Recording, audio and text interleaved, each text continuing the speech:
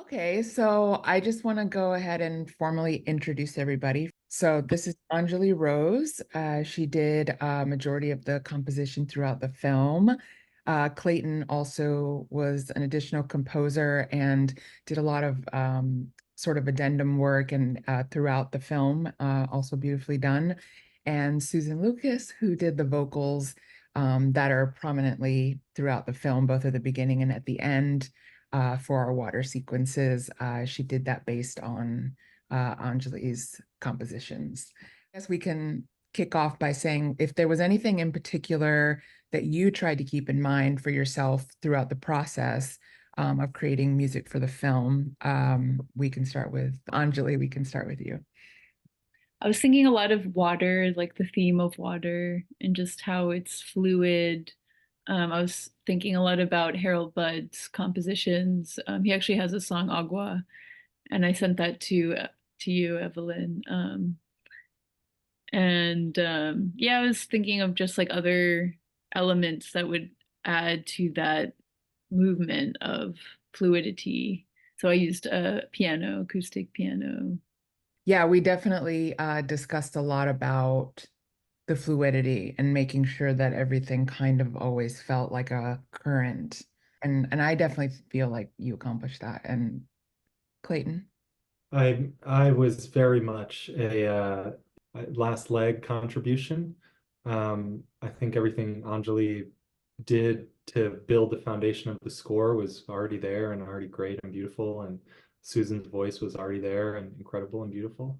What I kept in mind was spirit of service, to Evelyn's vision for the film and to the music that was already there, just trying to fill in a few gaps. There was just a couple gaps, and maybe transitions and just add a little bit more, a couple more ideas here and there to round it out, and counterbalance maybe some of what was there, in the organic piano and voice with some synthesis, which I'm all about, and then sound, so basically like symbolic sound effects, you know. And it was super fun. That's also what I had in mind was have a good time. And I felt like you did a really good job of like understanding. It's funny because it was like almost like two different styles, like you said, like there was some synthesis and then there's the vocals, and then there's like what Anjali did on the piano. And it almost this last when we saw it at the last festival, it almost reminded me of like how the two worlds are trying to merge within her, like the person that she thinks she wants to be versus who she is. And I feel like the music really contributed to that this time, especially like where we placed the individual compositions. So that's interesting that you brought that up. Totally. And I think, and I had this, it was such a joy to experience the process, Evelyn, of you kind of like going from where I tapped in, like so much had already happened, and then where I tapped out, and there were some things that happened after I tapped out. And so by the time I saw it in theaters, it was so cool to see how it ended up in the end. And the final cut is the best version of the film that I had, I've seen,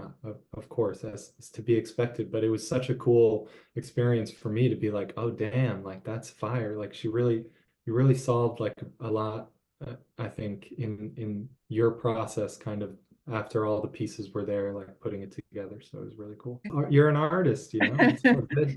Do you? Susan, was there anything in particular you tried to keep in mind for yourself?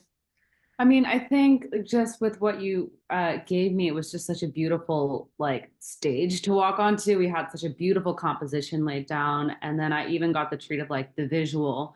And I remember you talking about this more like dream state, but also coming of age. So I really wanted to play with that. I mean, I only had like a few sounds, but Yeah. it was a really fun challenge to be like, how do I invite in the audience to her world?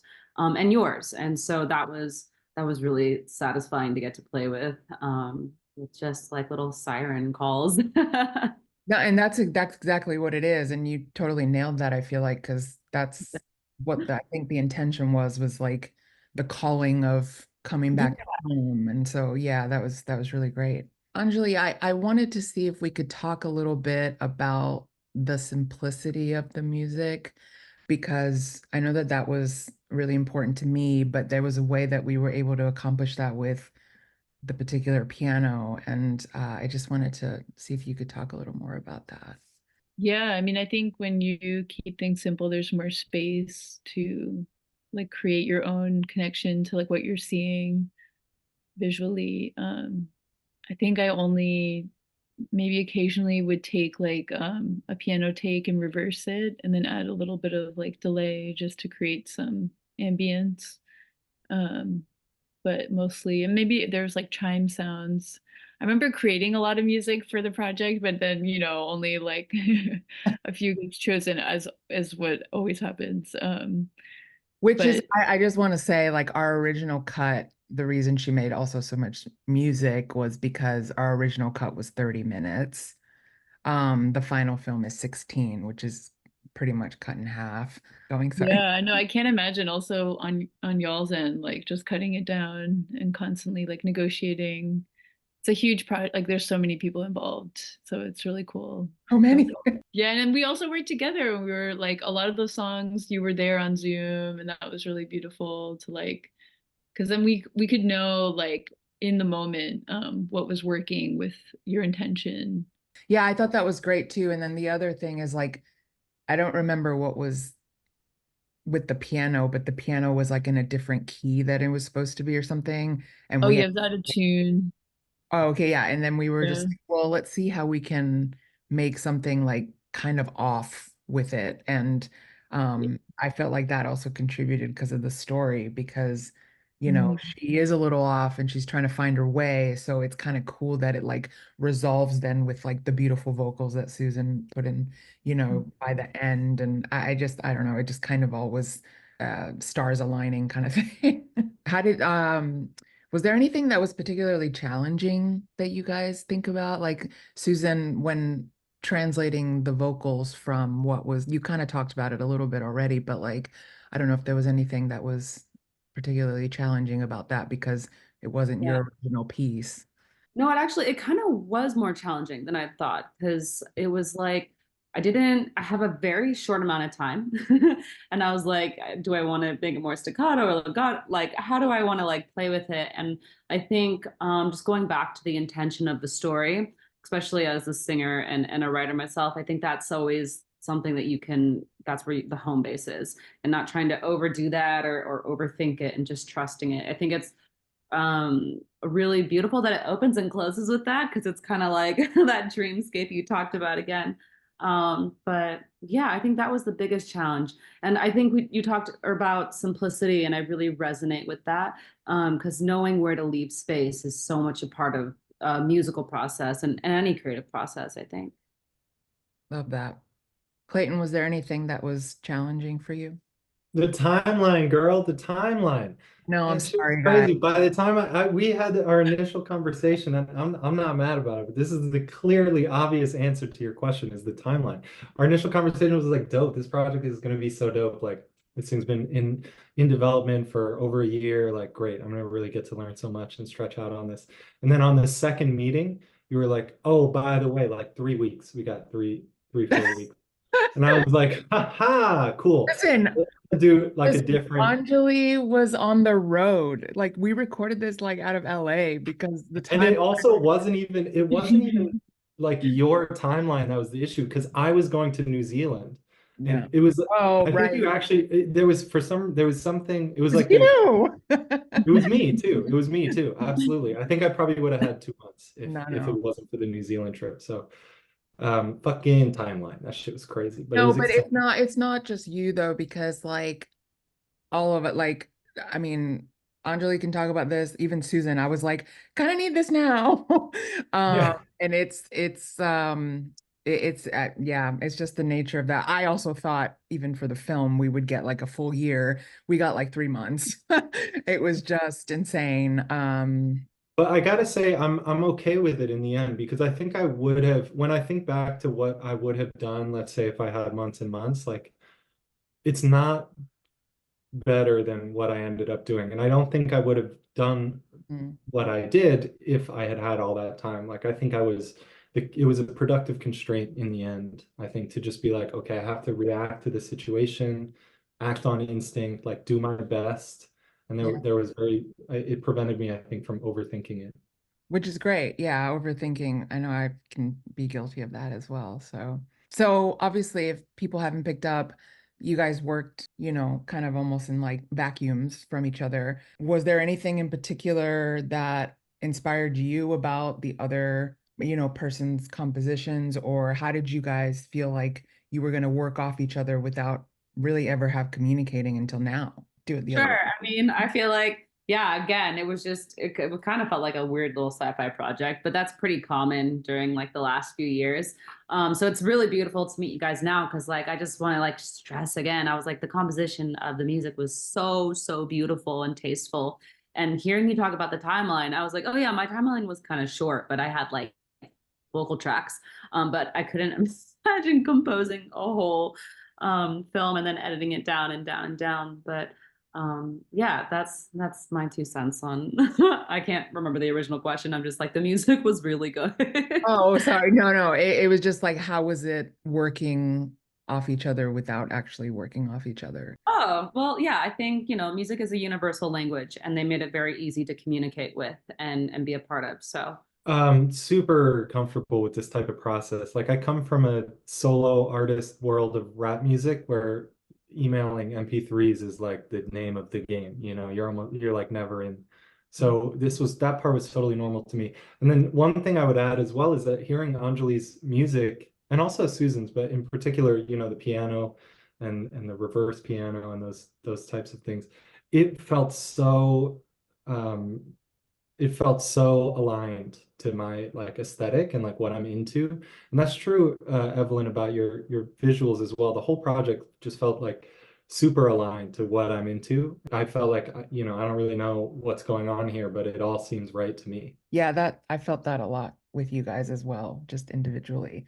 Like you guys would send me stuff and I'm like, I don't really have like what? I don't need to adjust anything. Like, which is very, very nice when you're on a tight timeline. So Yeah, I mean, I didn't know like that we were adding more composers. So I guess I wasn't in that mindset at the time that I was writing everything. But when it all came together, like it made so much sense. Yeah, there's like some kind of synchronous energy, I think, percolating within all of us. yeah, originally too, if you remember, we were gonna have like a violinist and all that. Like we Oh my had God, yes. Yeah, he's great. Actually, what happened to that? I don't know. there it's timeline.